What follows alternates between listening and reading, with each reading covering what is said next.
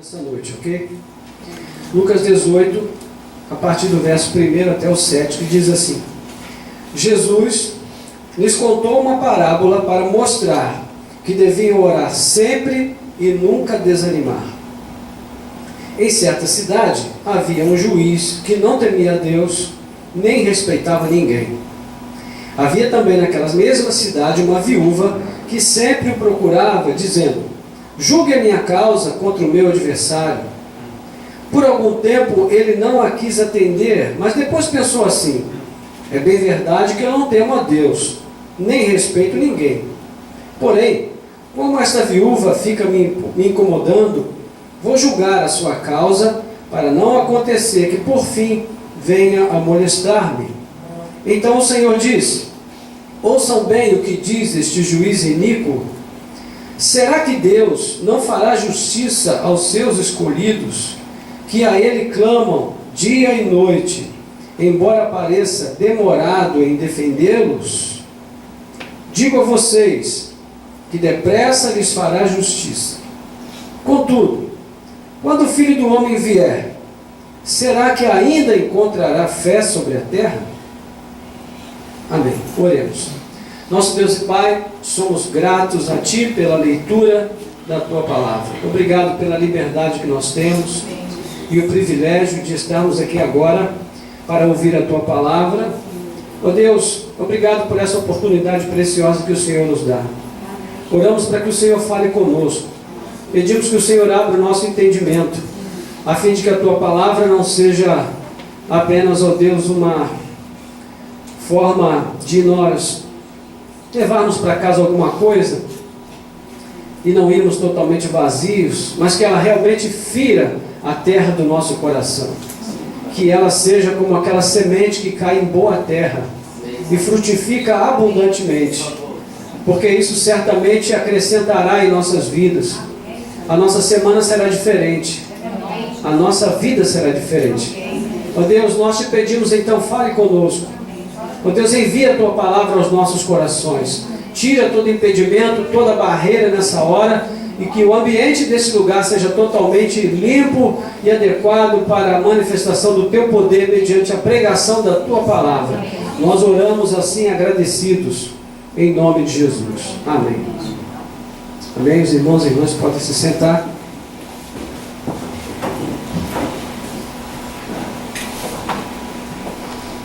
No início da década de 70, 1970, uma empresa gigante dos Estados Unidos da América, chamada Xerox, já havia desenvolvido um computador pessoal com todas as principais funções que nós conhecemos hoje. 1970.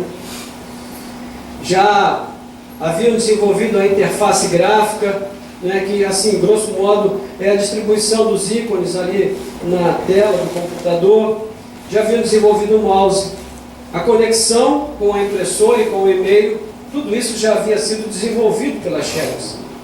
Porém, só depois de 10 anos é que tudo isso acabou se popularizando, mas não graças à Xerox, mas a pessoas empreendedoras como o Steve Jobs, por exemplo.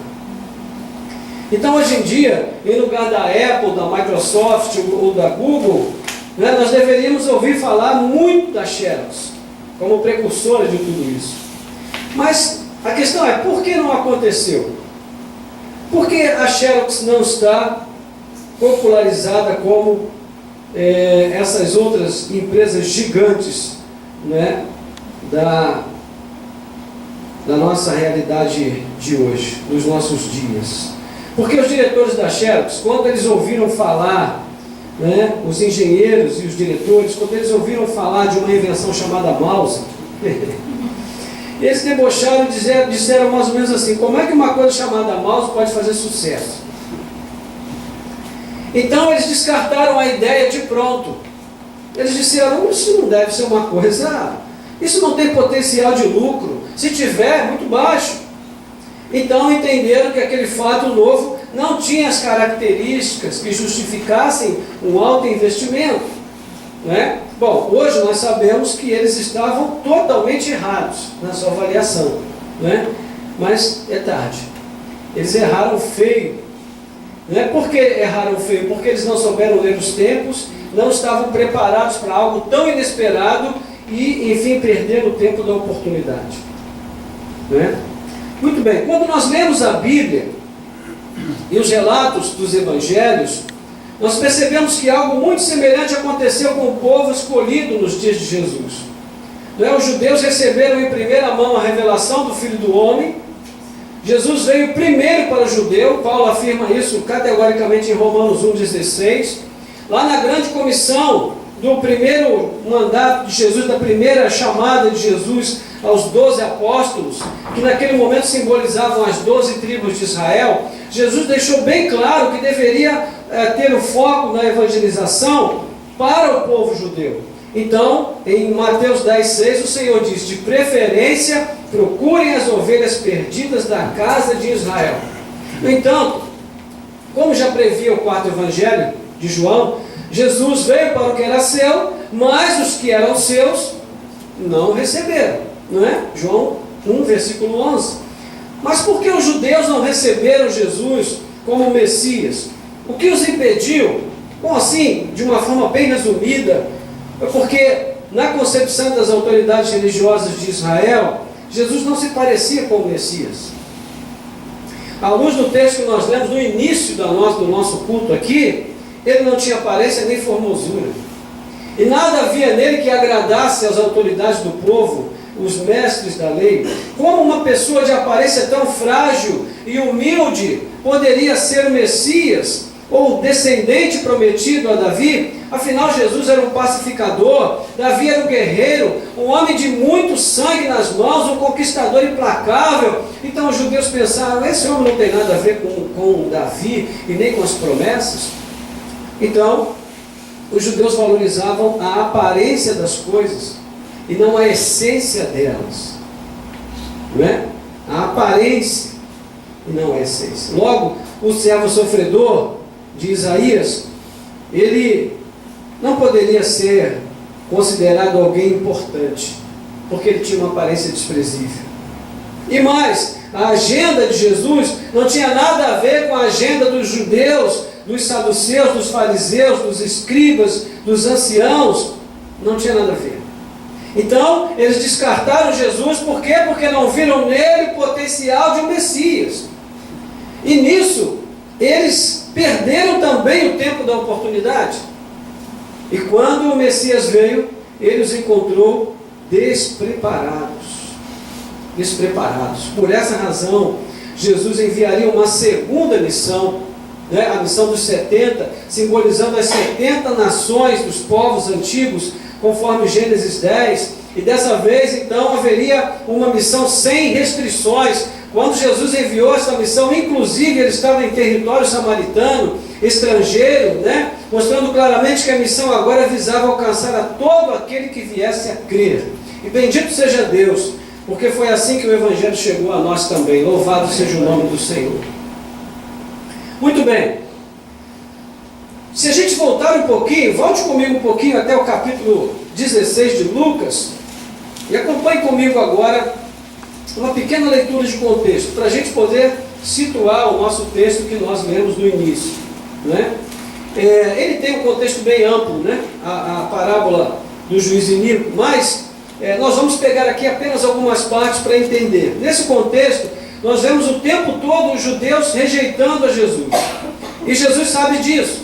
Então ele põe à mostra qual é o verdadeiro anseio daqueles religiosos. Né? Em Lucas 16,15, por exemplo, ele vai mostrar isso de modo bem claro, quando ele diz, Lucas 16, versículo 15, ele diz assim: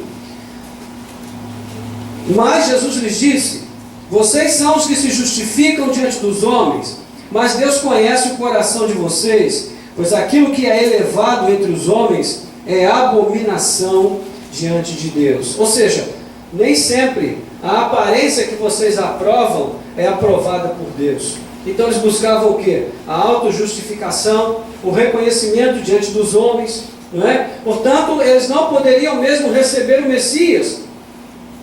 E por que eles não foram capazes de interpretar Moisés e os profetas, se eles já falavam sobre isso? Jesus explica aí na parábola do rico e do Lázaro, não é? Logo um pouquinho à frente, a partir do versículo 19, do capítulo 16, Jesus mostra que dentro da parábola do rico e do Lázaro, acerca de como Moisés e os profetas já haviam falado e os judeus não ouviram. Então, não foram capazes. Eles não foram capazes de interpretar o que a palavra de Deus havia dito a eles. Eles não possuíam o dom essencial, que era o dom da fé.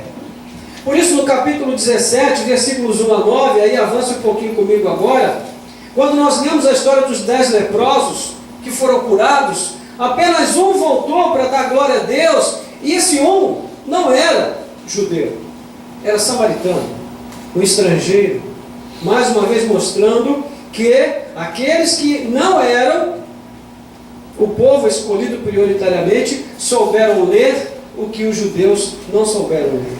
Então nós vemos aí no capítulo 17, de 1 a 19. E nesse mesmo princípio, nós vamos encontrar as parábolas das coisas perdidas, recuando um pouquinho mais até o capítulo 15, do mesmo Evangelho de Lucas, onde ele vai falar da ovelha perdida, da dracma perdida, do filho perdido, que contraria todo o conceito de meritocracia instituído pelo judaísmo. Não é por quê? Porque ele é amado e aceito pelo Pai somente por causa da misericórdia do Pai. E ele mesmo não tem nenhum mérito, muito pelo contrário. Ele deveria ser desprezado pelo Pai, porque ele desprezou o que o Pai lhe deu, mas ainda assim quando ele volta, o Pai o encontra, o Pai o abraça, o Pai o ama e o recebe, mas aquele filho que fica, que representa toda essa religiosidade legalista dos judeus, critica, porque diz, ele não tem mérito, mas ninguém é aceito diante de Deus por mérito. É somente a graça, a misericórdia de Deus. Então, falar de coisas perdidas não tinha nada a ver com os judeus, porque os judeus não gostavam de perder.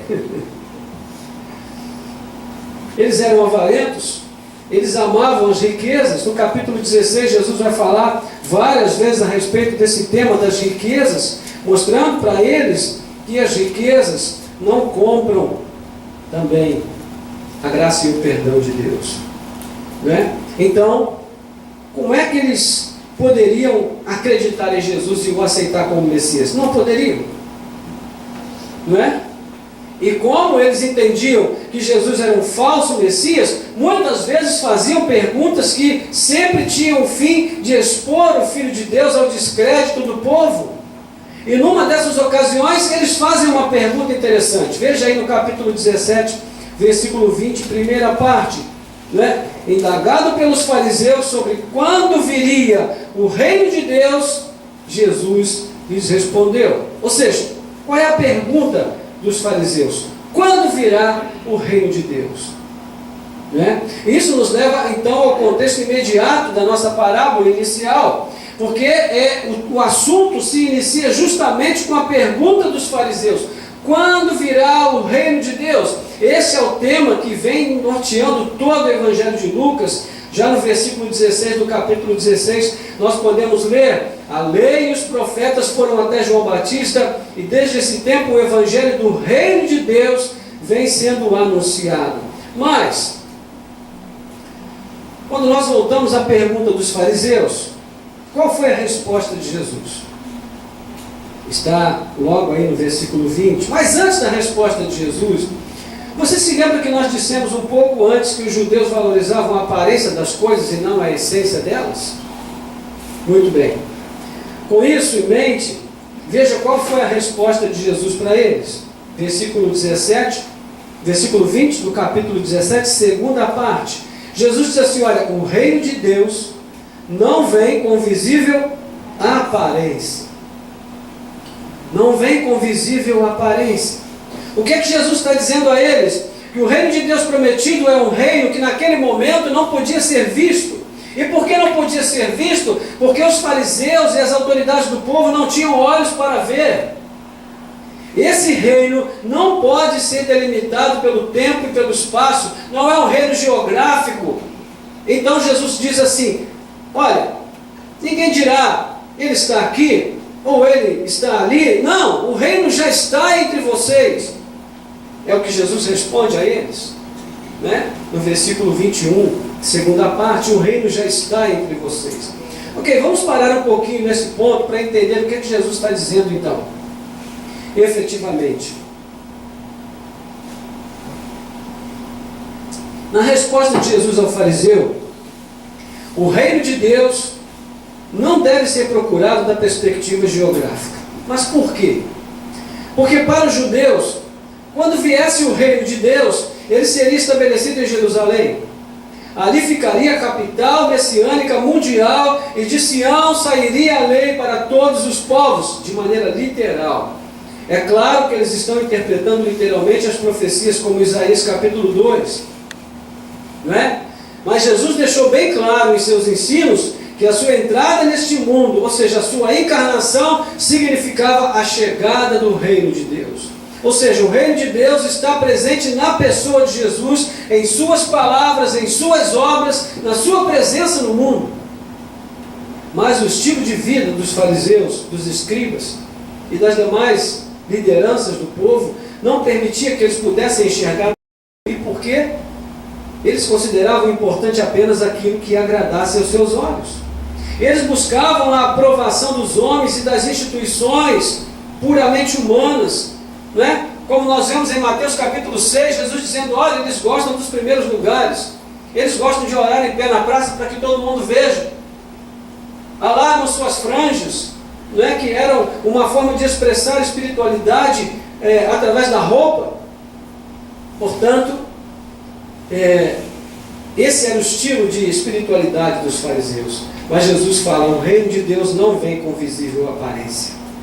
É isso que Lucas quer mostrar aqui, não é? E outra preocupação desse evangelho provavelmente seria de aquietar um pouco a ansiedade dos discípulos em relação à segunda vinda, o tempo da consumação do reino de Deus.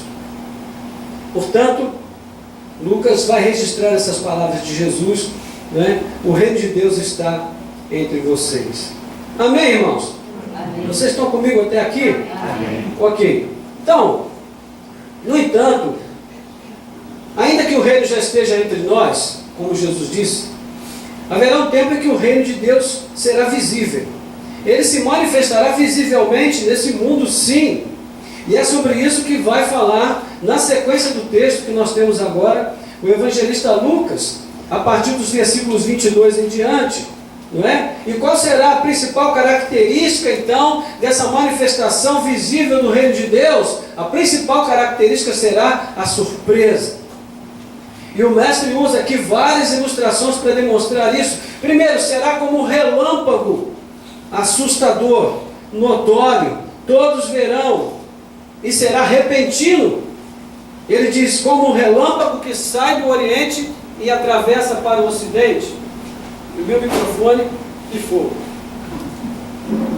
Vamos pegar outro aqui, só um minutinho.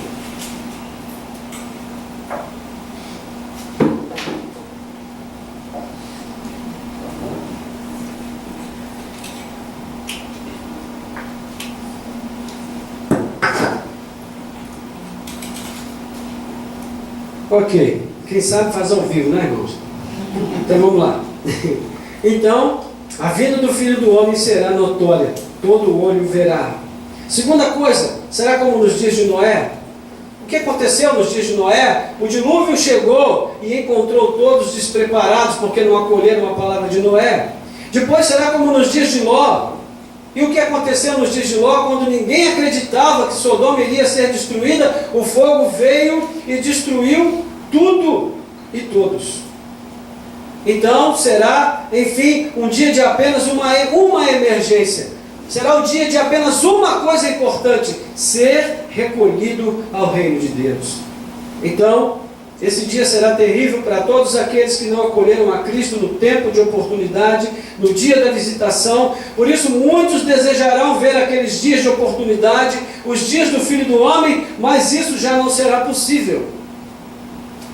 Então, tudo isso está dito aí na sequência do nosso texto, a partir do versículo 22 do capítulo 17. Então, naquele tempo, naquele presente de Jesus e os discípulos, nada disso parecia fazer muito sentido. Por quê? Porque Jesus diz uma coisa que inquieta todo mundo. Ele diz, antes de tudo isso, é necessário que o Filho do Homem seja entregue nas mãos dos homens, que ele padeça muitas coisas e que ele seja rejeitado, que ele seja morto. Então, em sua negligência, as pessoas diziam: nós não temos tempo para esse Messias fraco. Nós não podemos acolher esse Messias, porque esse Messias é um Messias que se entrega, ele se deixa capturar, torturar, crucificar.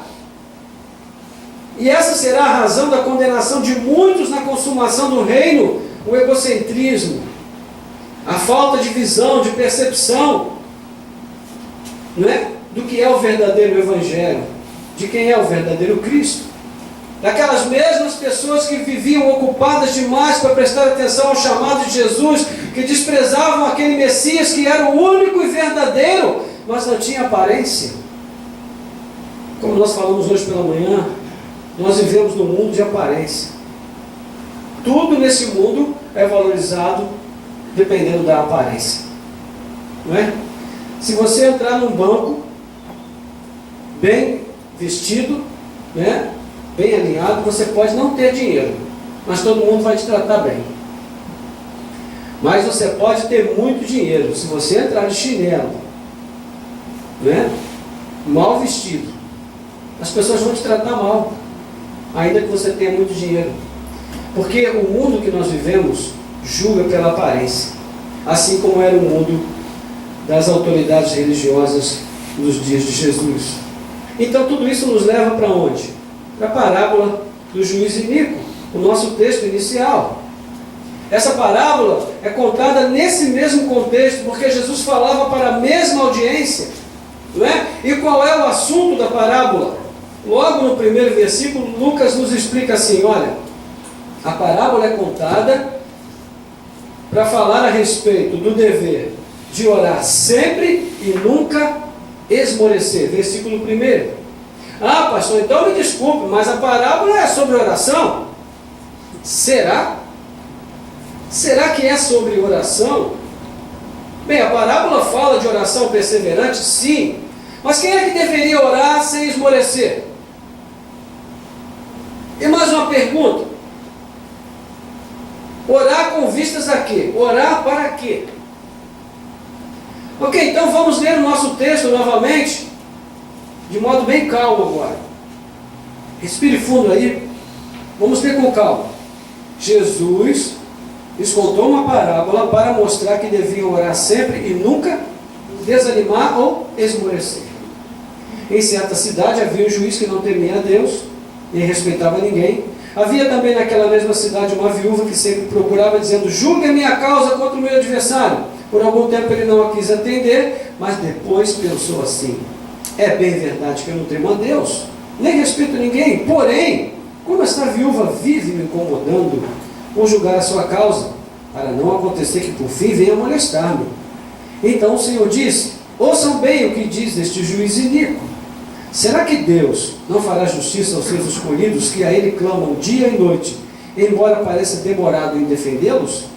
Digo a vocês que depressa lhes fará justiça. Contudo, quando o Filho do Homem vier, será que ainda encontrará fé sobre a terra?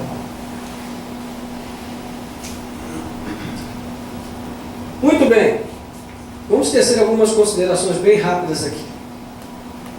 Em primeiro lugar, esta é uma das comparações do tipo quanto mais. As comparações desse tipo, quanto mais, são usadas para mostrar que, se o homem, sendo mau e bem limitado, ele consegue fazer coisas boas, quanto mais Deus. Esse é o objetivo dessas comparações, não é? Onde mais vamos encontrar um texto semelhante? Por exemplo, Lucas, capítulo 11, versículos 9 a 13, quando Jesus fala sobre também o dever de pedir.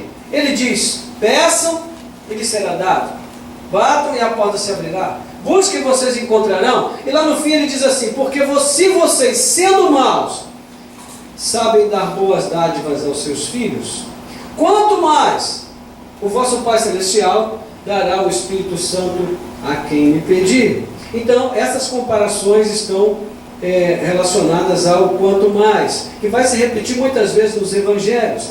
O juiz da parábola, então, não representa Deus. Nem a viúva representa todas as viúvas do mundo, ou mesmo os crentes que são totalmente dependentes de Deus. Não, o texto é meramente uma ilustração, meus irmãos.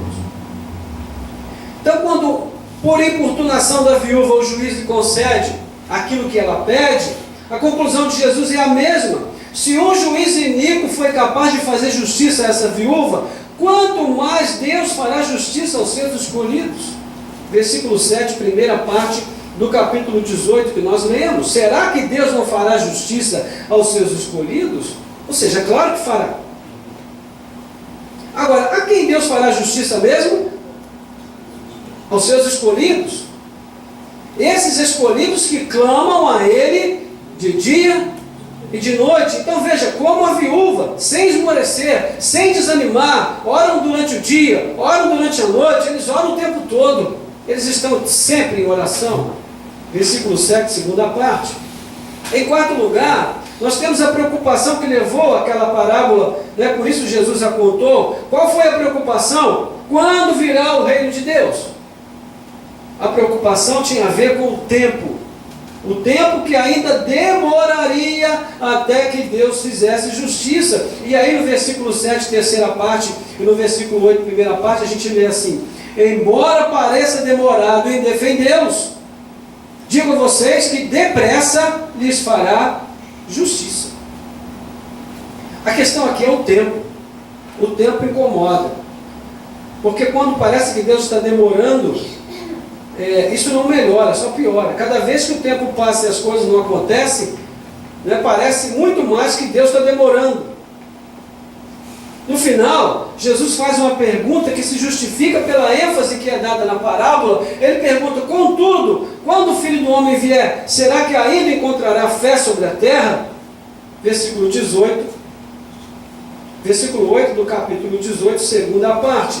Ou seja, será que a aparente demora de Deus em fazer justiça, será que essa aparente demora levará as pessoas ao esmorecimento, ao desânimo na fé?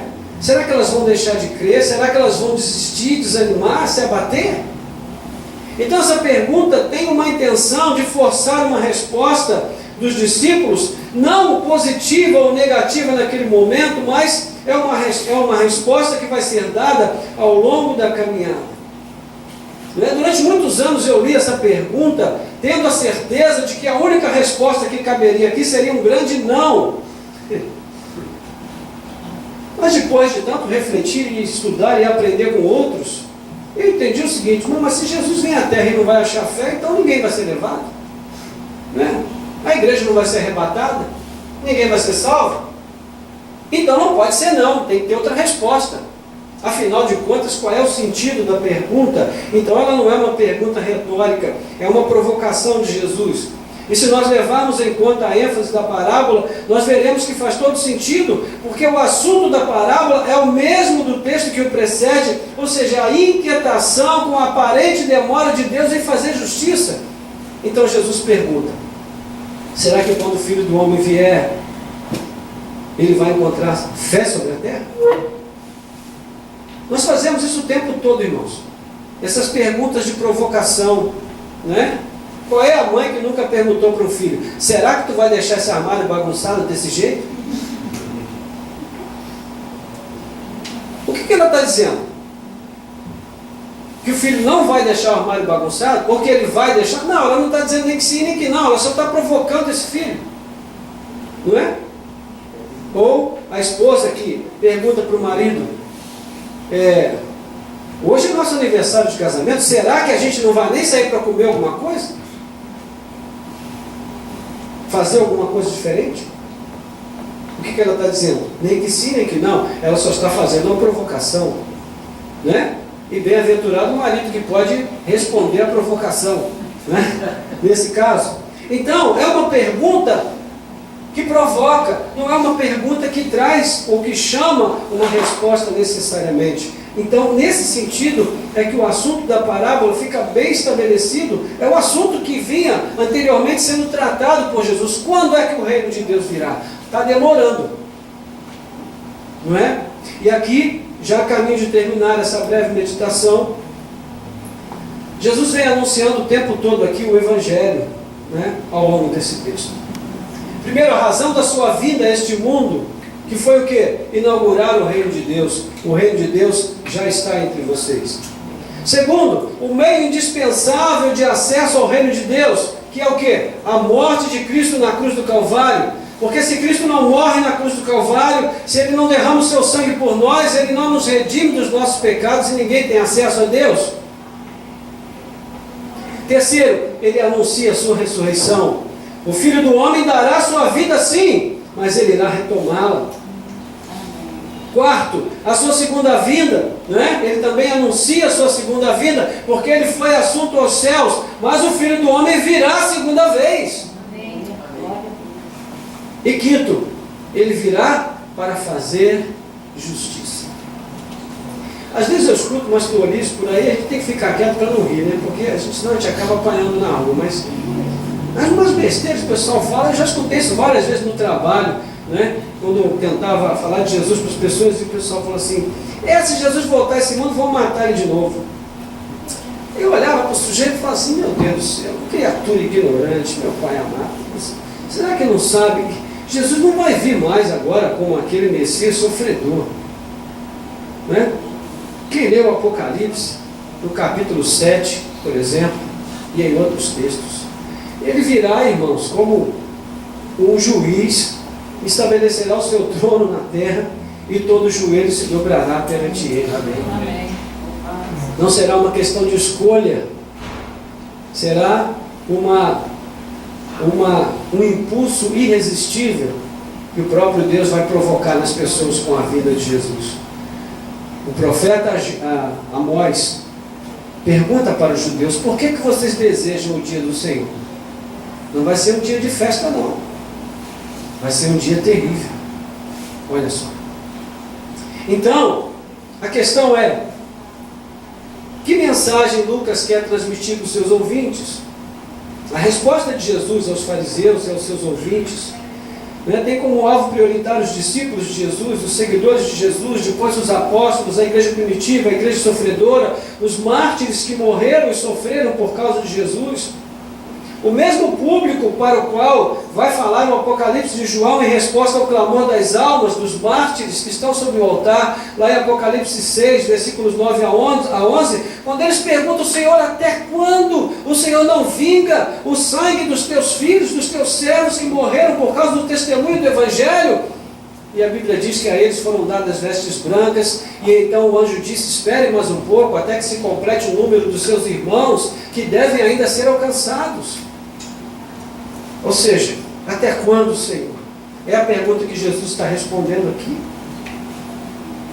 Então Deus parecia demorado em fazer justiça também para essas almas, e a resposta foi a mesma: espere até que se cumpra o tempo de Deus. Fiquem firmes, mantenham-se vigilantes, tenham apenas uma preocupação: como é que o Filho do Homem vai me encontrar quando ele vier? É a única preocupação que vocês têm que ter. Como é que o Filho do Homem vai me encontrar quando ele vier? E aqui nós poderíamos incluir a parábola das virgens e outras tantas parábolas que nos falam sobre o dever de vigiar, esperando a volta do Senhor. E como é que esse texto fala conosco? De que maneira ele nos fala, nós que somos homens, mulheres, pessoas do século 21? Da mesma forma que falava para eles. É claro que a nossa situação é infinitamente mais confortável, mas para nós a necessidade de perseverar é a mesma que para eles. O Filho do Homem virá quando ninguém espera. A pergunta de Jesus ainda ecoa em nossos dias. Contudo, quando o Filho do Homem vier, será que ainda encontrará fé na terra? Ele está nos provocando também. Então, dizendo de outra forma, como é que o Filho do Homem vai me encontrar quando ele chegar? Como é que o Filho do Homem vai encontrar você quando ele vier? Se Jesus vier hoje, como é que ele vai nos encontrar? Como é que ele vai encontrar você? Como é que ele vai me encontrar? Meus irmãos, nós precisamos retomar urgentemente a compreensão de que nós estamos neste mundo Mas a nossa pátria não é aqui, meus queridos. Amém. Nunca se esqueça disso. E faça todo o esforço que você puder para jamais se colocar numa situação de dúvida, para que você tenha sua mente em paz. E todos os dias, quando você for dormir, você poder orar tranquilamente, dizendo: Senhor, se o Senhor vier hoje, o Senhor vai me achar preparado. Amém. Vai ter azeite na minha lâmpada. Amém. E eu vou estar pronto. Nós não podemos esquecer disso, irmãos. Amém, queridos? Amém. Então, como é que eu estarei preparado? Ou será que eu vou ser surpreendido como os diretores da Xerox? Será que um Jesus desse aqui é o Salvador? Vale a pena investir nesse Jesus? Vale a pena entregar a vida a Ele? Vale a pena viver por Ele? Acho que não. Foi o que os judeus fizeram. Por isso outros vieram e receberam a palavra. E foram usados poderosamente por Deus para virar esse mundo. Não de cabeça para baixo, mas para a posição certa, porque ele já estava de cabeça para baixo. Então, queridos, quem é salvo por Jesus, quem nasceu de novo, não perde a salvação. Não perde. Porque veja, Deus não tenta salvar as pessoas, Deus salva. Quem é de Cristo e ponto final. Porque quem faz a obra do início ao fim é o próprio Senhor Jesus. Se alguém disser para você: eu estou pelejando para ser salvo, fala para essa pessoa: pare de pelejar e entrega a sua vida totalmente a Jesus, que você vai ter garantias. Porém, ouça bem, com todos os ouvidos que você tiver, eu não estou dizendo que a vida do salvo é uma vida passiva. Porque quem é salvo, é salvo. Quem é salvo ama a Cristo. Quem nasceu de novo ama a palavra de Deus. Quem é salvo persevera em oração. Quem é salvo busca uma vida piedosa. Porque quem é salvo anseia mais do que tudo pelo retorno em glória de nosso Senhor e Salvador Jesus Cristo. Amém. Então não me venha com essa história de dizer que nós não podemos pregar que a eleição é incondicional, porque ela é incondicional. Aquele que é salvo por Cristo é salvo por Cristo, irmãos. E ponto final. É Cristo quem faz a obra. Deus não faz nada pela metade.